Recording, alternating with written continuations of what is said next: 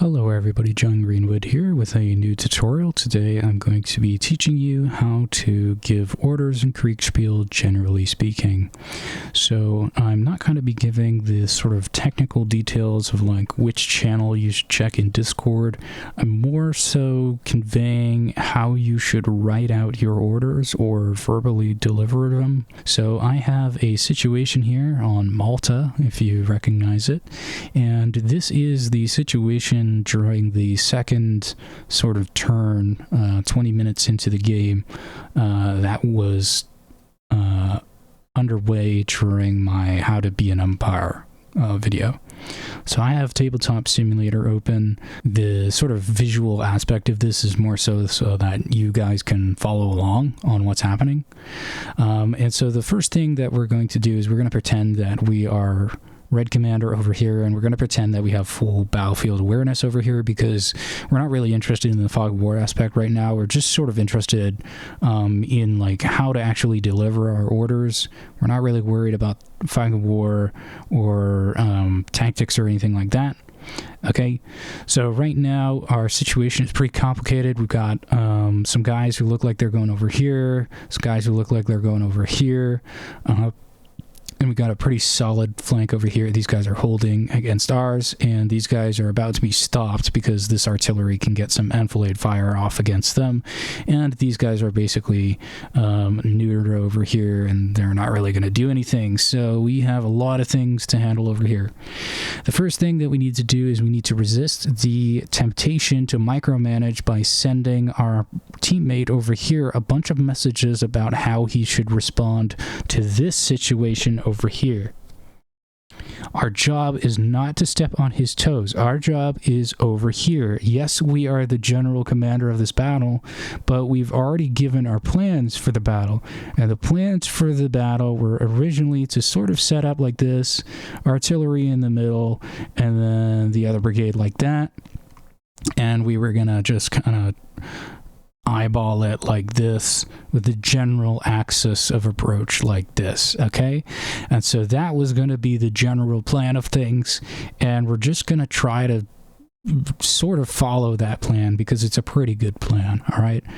So what we need to do right now is we need to respond to the developments on the field, right? So these guys here aren't going to be able to deploy as forward as we hoped that they would be able to deploy, which is something to take into account. It means that we shouldn't, press forward a lot. We basically have to deploy right now. We can't press our luck on Luca. What's going to happen is we're going to end up, getting encircled like this, and we're gonna have a really bad time. So not the greatest idea. We basically want to line up right now, and so this is a very good time to give example orders because it's a very involved moment in most games is when you start first deploying. All right, so the threat that we're responding to is this guy over here. This column over here is threatening to do this, and this is the most immediate threat to us.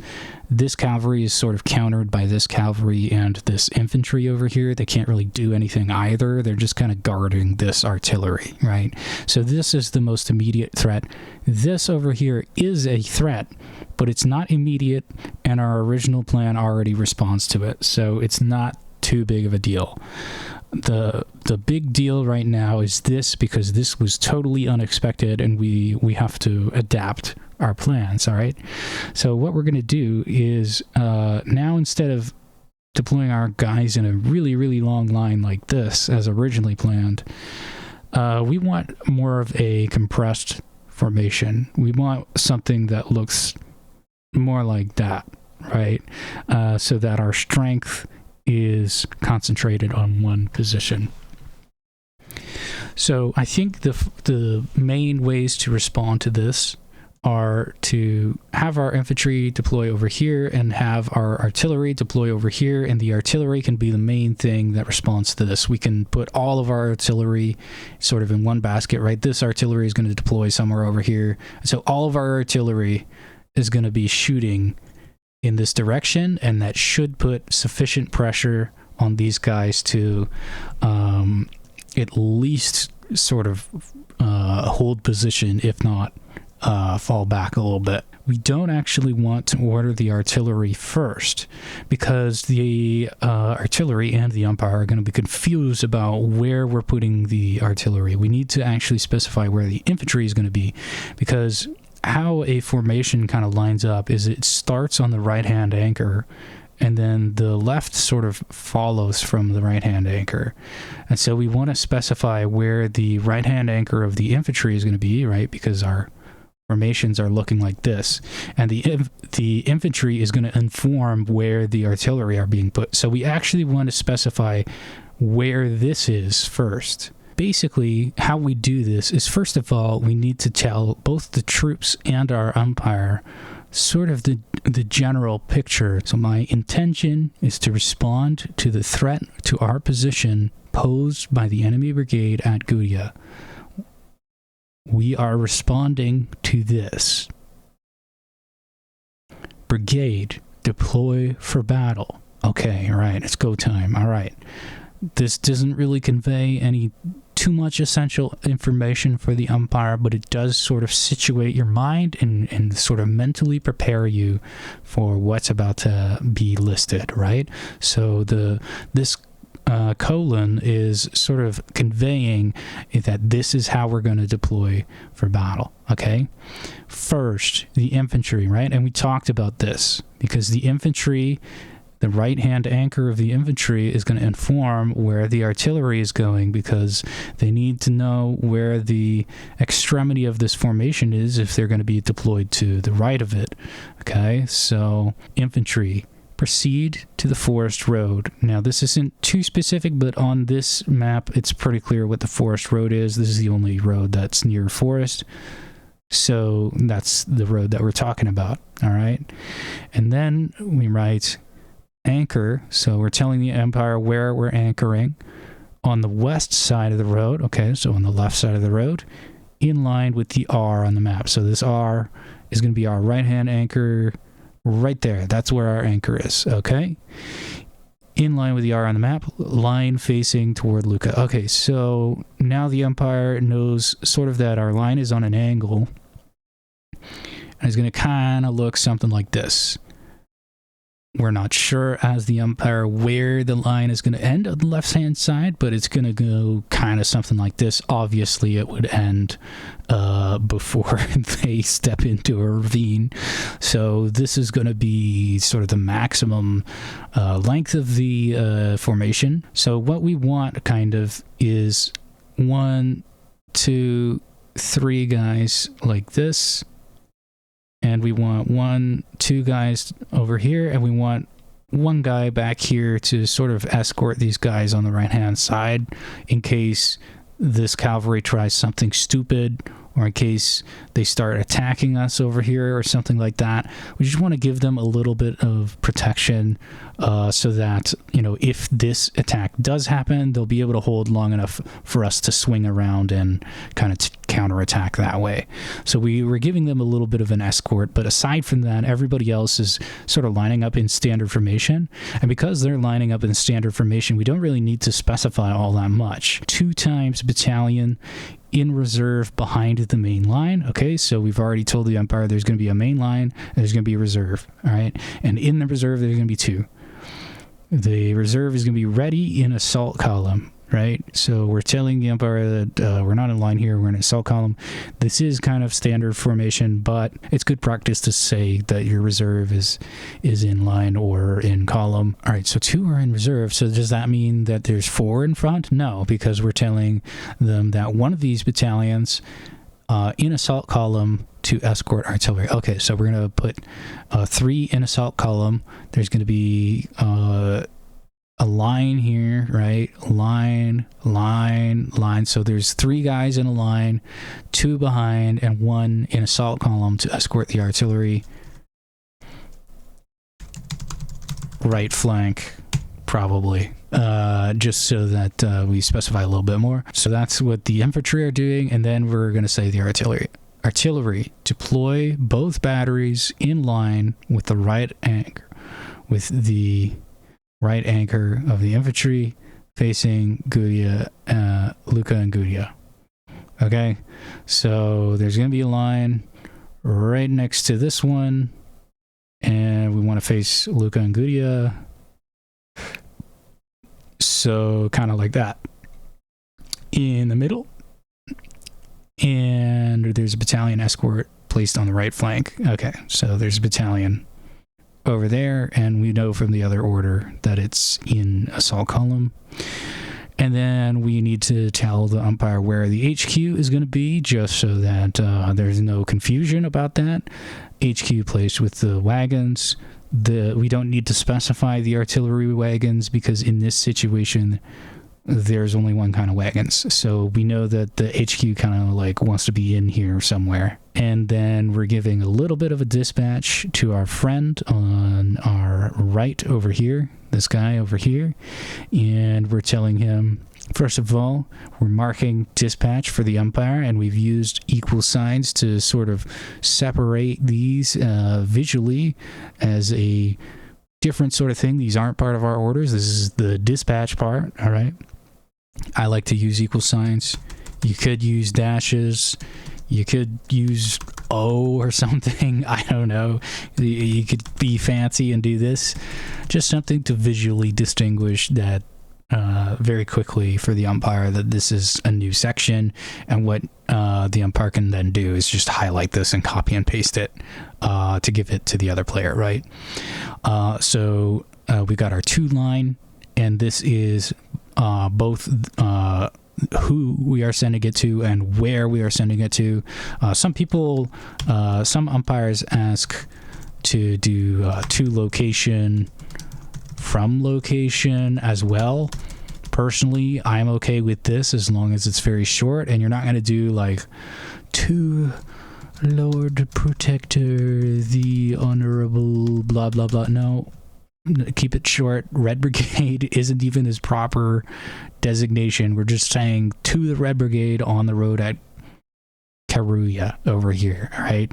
These guys over here, we're sending them a message, all right? And that's going to be the other player. From Red HQ at Imkaba Woods, right? That's where we are right now, sort of letting him know where we are. Time is not for the umpire, that's for the other players, so that they know when this message came from, and they know how long the messages are being delayed between turns.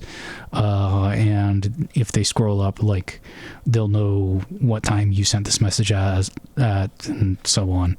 Anyways, we are giving an extremely short dispatch here. A lot of people give dispatches that are just way too long, and I'll explain a little bit of this. Forming lines facing Luca. Artillery deploying in the center near the Y intersection. Already firing on Blue Brigade column at Gudia. I will be with the artillery. Advise of further developments. All right. So what we've done here is we've given Red a lot of leeway on how he's going to solve his problem. All right. What we've done here is we've just let him know what we're doing. Right? What I'm doing is I'm forming my lines to face Luca, and our artillery is going to be over here, and it's going to be firing at this Blue Brigade over here, which frees you up to do all kinds of things, right? You can now respond to these guys pretty much freely, and you don't have to worry too much about these guys because I've got 2 batteries firing on them. It should keep them away for you to deploy your lines, right? All of that's kind of implied in this message. We're telling him where he can send his messages in the future, right? So that nothing gets lost, right? This could be more relevant when the distances are greater and the time between dispatches is, a little bit more exaggerated. But it's generally good practice to tell your teammates where they can send their messages in the future and where they can find you if a problem happens. And then just keep me advised of further developments is a good thing to do. Notice how we're not doing anything formal like a letter like to my dearest Jenkins, and no, none of that. We're not doing sincerely blah blah blah blah blah. No, none of that. No fluff at all. Just get straight to the meat of things. Here's what I'm doing. Here are my intentions. Please keep me advised. We don't need to do things like we're not changing the plan. If we were changing the plan, we would just tell him, here's what we're changing. Basically, we're just sticking to the plan, right? So we don't need to tell him that we're sticking to the plan. We're just saying, look, I see this stuff sort of going on, and this is what I'm doing about it. Please keep me advised. Basically says, let me know what you're going to do about it and what you intend to do. So if we wanted to sort of say coordinate an assault on Luca, right? Let's say we wanted both of us to hit at the same time. So we wanted our guys on the left to go like this at the same time that these guys are going on the right. Our own orders would be this one line, and this is like exactly how short it would be. Infantry to assault Luca. All of my infantry are going to be assaulting Luca. They're going to be maintaining the same formation, and they're going to conduct a sort of standard assault on Luca. I don't need any more detail than that. That is literally how much detail you should have in your orders. And this is what I mean when I tell players, your orders should, generally speaking, be so short and concise that it is far faster for you to write it out yourself than to make an AI do it. This order is literally 4 words. Don't need the micromanaging of this unit is going to go here and this unit is going to go here. We already know that this formation of 3 in front and 2 behind is going to be carried out. Maybe you could give a bit more detail if the umpire is a bit newer and specify all infantry switch to assault column and advance upon Luca for a standard attack. Right, okay, so now we've gone a little bit more detail, but still, this is a dead simple set of orders. It's 1 sentence long. There is zero confusion to be had here. This is sort of the platonic ideal of a really good order because it gives exactly what we need and nothing more than that. Okay, all of the infantry switch to assault column. So all the ones who are already in assault column don't need to switch again. So that just means these guys up here switch to assault column and advance upon Luca because we're going to be attacking them. Done. Basically, if you wanted to have this be coordinated ahead of time, is you would send a different dispatch way beforehand saying, I'm attacking Luca at this time, and you would pick a time. Usually it's good to pick a round time and pick a time that's like, at least 15 to 30 minutes away, right? You have to give your teammates enough time to sort of adjust and adapt what they're doing to fit your plan, right? You want to give a little bit of breathing room is the general sort of idea. So if we were at 6:30 and we had like 10-minute turns, our teammate would have 3 turns to sort of get their stuff together and coordinate this assault. If there were 15-minute turns, there's still 2 turns. That's plenty of time for them to sort of stop what they're doing and coordinate this assault, right? So again, we're telling him first, here's what I'm doing and here's my plans. I'm going to be attacking Luca at 700 hours. That means before 700 hours, I'm not going to be attacking Luca. Okay? So that means I'm going for it at 700 hours. And what I want you to do is advance along your flank in concert with my attack. In concert just means like at the same time as my attack. So you could write it as at the same time as my attack. If you wanted it to be even like simpler, dumber language, advance along your flank at the same time as my attack. Okay, so I'm handling this side, you handle this side, and just coordinate some kind of attack at the same time. I don't care how you do it, just do it somehow. You handle the details. Again, we are leaving our friend, our ally, our other teammate a lot of leeway. We're not going to micromanage him. We're going to trust that he's not a complete idiot and he's just going to handle the details of his stuff. If we tell him all this micromanagement of, oh, you got to send your artillery here and you got to send your cavalry over here, it's just going to be overwhelming for him, right? And one of the advantages of sending this dispatch way ahead of time, let's say he doesn't know what he should do. Now he can send you a dispatch. Okay, Acknowledged. I will coordinate an attack at 0700 hours. I'm going to line up my guys like this. Where do you want to send my cavalry? I'm not really sure what to do with them. Now you can send a message back and say, okay, you know, you can send your guys over here. What Kriegsspiel was kind of intended to do was to teach officers about this concept that we call today mission-based tactics. And what this is that you identify what the mission is, and then the people underneath you sort of have autonomy to do what they need to do to accomplish that. We just identified that we're going to be attacking Lucca. I want you to go along your flank at the same time.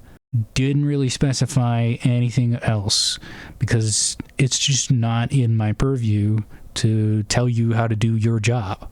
If you want the cavalry on the right-hand flank, then you go do that. If you want the artillery to precede your attack, you go do that. You just handle your part of the problem. I'm going to handle my part, and we're both going to trust each other that we're doing it the right way. And basically, this is just like what Kriegsspiel is about, right? It's teaching you to trust the guy on the right-hand flank, that he's going to handle his part of the problem, and you're going to handle your part. And you're telling him what your intentions are. You're communicating as efficiently as possible, just getting to the meat and potatoes of what is going on, what you intend to do, and like the general broad strokes of what you would like him to do if you're the commander, right? If you were the underling, you would just be telling the commander what you intend to do, and most of the time you wouldn't be telling your superior officer what to do.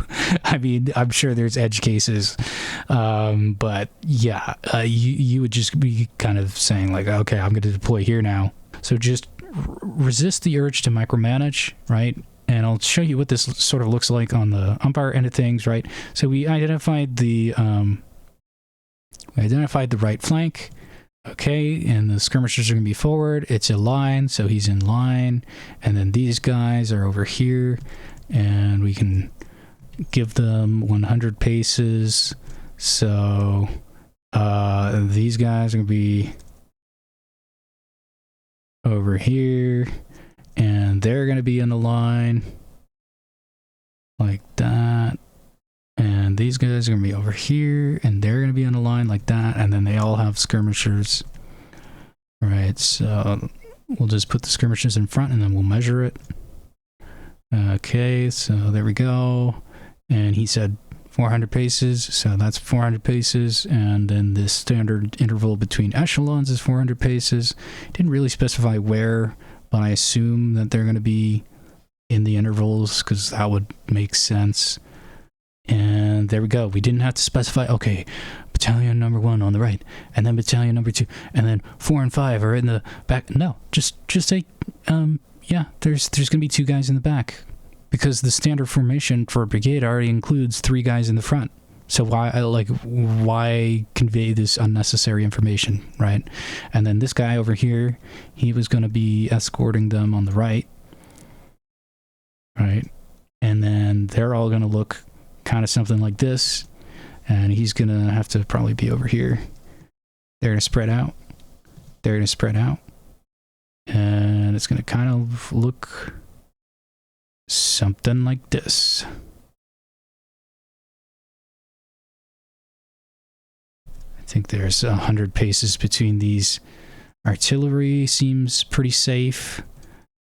Didn't really specify, but that's okay. We can just kind of infer these things. And he said that the HQ would be with the wagons, so somewhere around here, right? And then the damage for these units would be 5 each, because the skirmishers have been deployed. And that's what that would kind of look like. Right? And for our attack, right, it's very simple. We don't have to specify where everybody is. They're already in formation. So just stay in formation, attack the enemy at 0700 hours. It's really simple. You don't have to make your orders overcomplicated. In fact, it's much better if you don't. Keep it simple. You don't have to go into a lot of detail. Just keep it simple. Look at how complicated this formation is and how little information we needed to make this happen. All right, I'm going to put this into Microsoft Word so you can see just how short these orders are. So I've put this into Microsoft Word now, just so we get the word count. And the entire set of orders is 159 words. In terms of the actual orders part of the orders, it's 111 words. And we could probably get that a little bit shorter, but I don't really have any interest in doing that. Yeah, there's a few flaws here and there, a few areas where we could generally make this shorter. But overall, like, our entire set of orders was basically 100 words, and then the dispatch, if we were to take out the boilerplate, is like 4 sentences and pretty much 30 words, right? It's extremely short dispatch and a very short set of orders, and you really don't need a whole lot of information to convey things.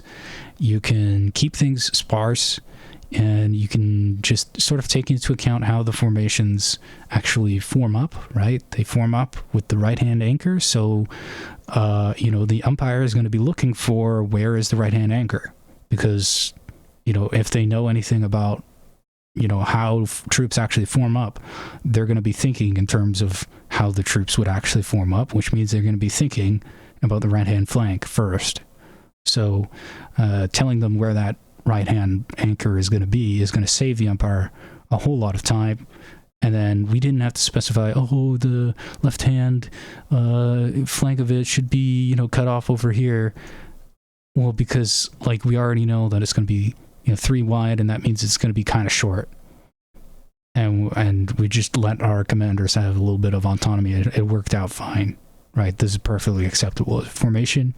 And we've given space for, this guy over here to do whatever he's doing. If you have English as a second or third language and you kind of struggle with conveying things in English, then what I would recommend is writing your orders in your native tongue and then using an AI to translate it. That, I think, is an acceptable use of AI in Kriegsspiel, because you're not sort of asking the AI what, sort of tactical things you should be doing. You're just asking the AI to basically translate it for you. I'm one of the strictest people in terms of not using AI in this community, and even I'm okay with that sort of situation. So, just be reasonable about it. I hope that this will help players sort of figure out how to convey orders and what umpires, generally speaking, are looking for. Of course, everybody has their own sort of way of doing things, but the general principles of, keeping it simple, not stepping on people's toes, not excessively micromanaging, kind of applies universally. And so, just sort of apply those things, generally speaking, and you're going to have a much better time in Kriegsspiel, and you'll find that your troops actually execute your orders a lot more faithfully because the umpire is all of a sudden understanding you a lot more. So I hope that this helps players, especially players in my own games, because this is pretty much exactly what I want to see from your orders. And hopefully this helps other umpires as well with a bit of the process of figuring out what the heck the player wants. All right, so this has been John Greenwood. Take care.